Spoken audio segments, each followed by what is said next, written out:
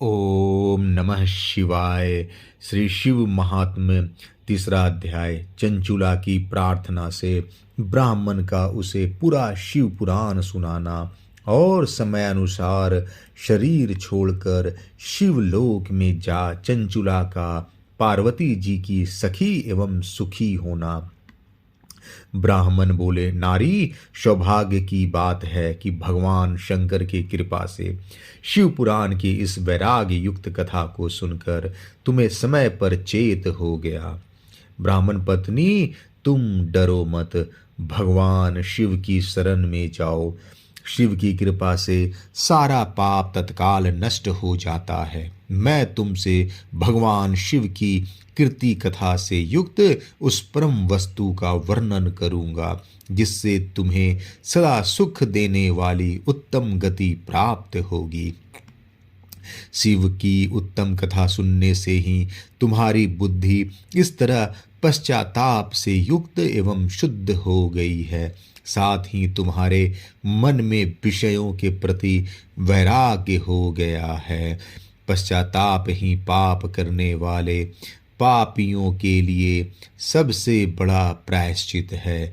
सत्य पुरुषों ने सबके लिए पश्चाताप को ही समस्त पापों का शोधक बताया है। पश्चाताप से ही पापों की शुद्धि होती है। जो पश्चाताप करता है वही वास्तव में पापों का प्रायश्चित करता है, क्योंकि सत्य पुरुषों ने समस्त पापों की शुद्धि के लिए जैसे प्रायश्चित का उपदेश किया है वह सब पश्चाताप से संपन्न हो जाता है।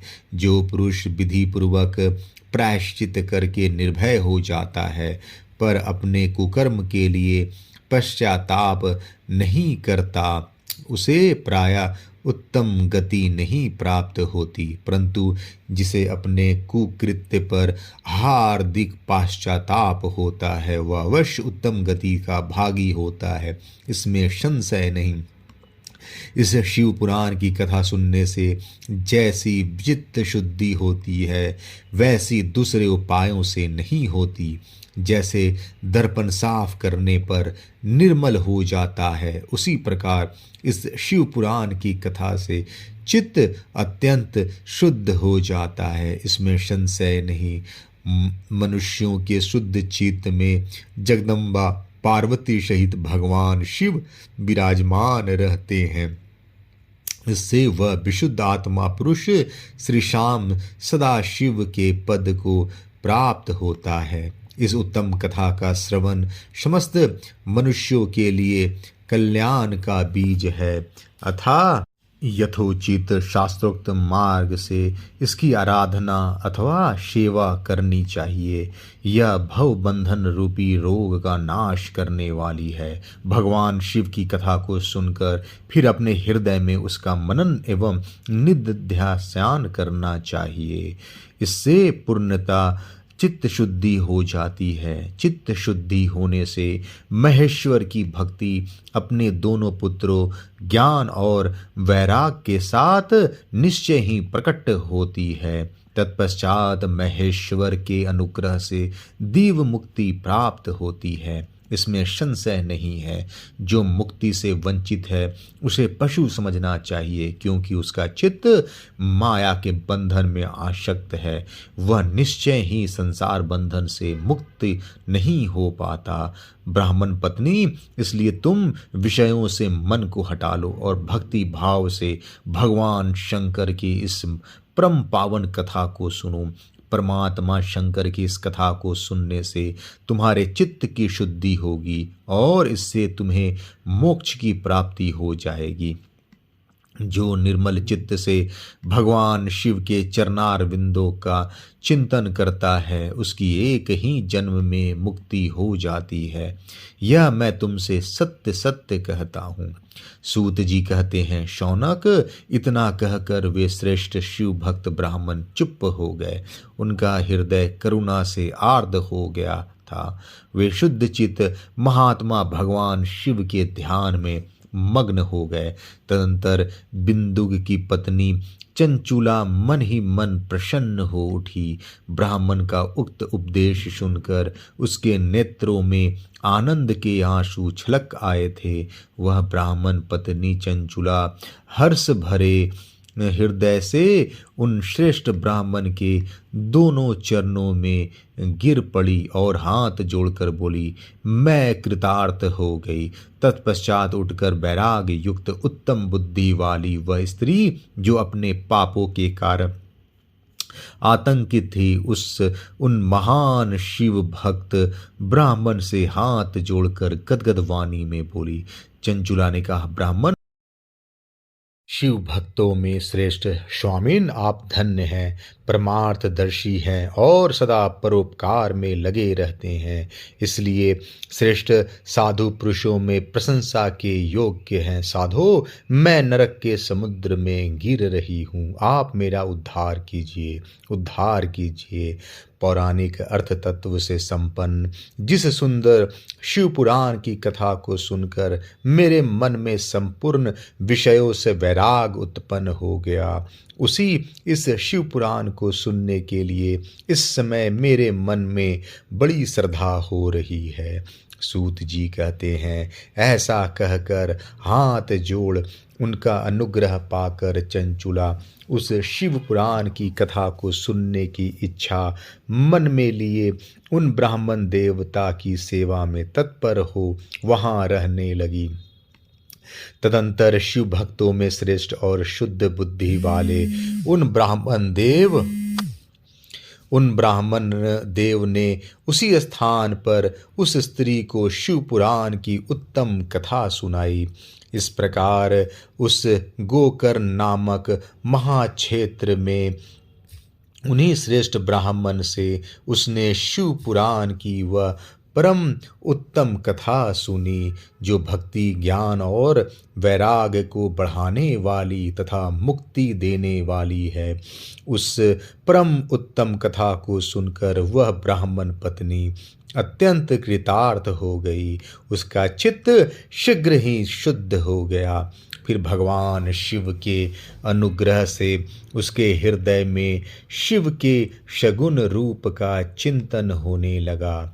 इस प्रकार उसने भगवान शिव में लगी रहने वाली उत्तम बुद्धि पाकर शिव के सच्चिदानंदमय स्वरूप का बारंबार चिंतन आरंभ किया। तत्पश्चात समय के पूरा होने पर भक्ति, ज्ञान और वैराग से युक्त हुई चंचुला ने अपने शरीर को बिना किसी कष्ट के त्याग दिया।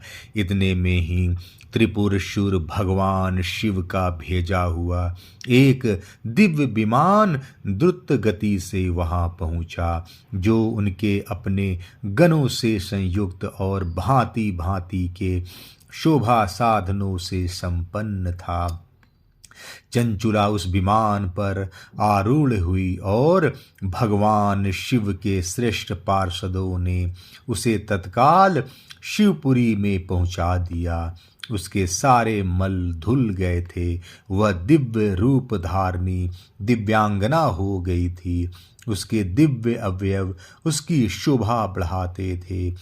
मस्तक पर अर्धचंद्र का मुकुट धारण किए वह गौरांगी देवी शोभाशाली दिव्य आभूषणों से विभूषित थी।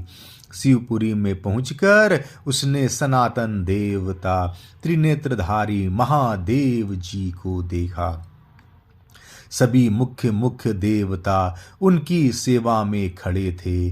गणेश, भृंगी, नंदीश्वर तथा वीरभद्रेश्वर आदि उनकी सेवा में उत्तम भक्ति भाव से उपस्थित थे। उनकी अंग कांति करोड़ों सूर्यों के समान प्रकाशित हो रही थी। कंठ में नील चिन्ह शोभा पाता था। 5 मुख और प्रत्येक मुख में तीन तीन नेत्र थे, मस्तक पर अर्धचंद्राकार मुकुट शोभा देता था। उन्होंने अपने वामांग भाग में गौरी देवी को बिठा रखा था, जो विद्युत पुंज के समान प्रकाशित थी। गौरीपति महादेव जी की कांति कपूर के समान गौर थी। उनका सारा शरीर श्वेत भस्म से भासित था।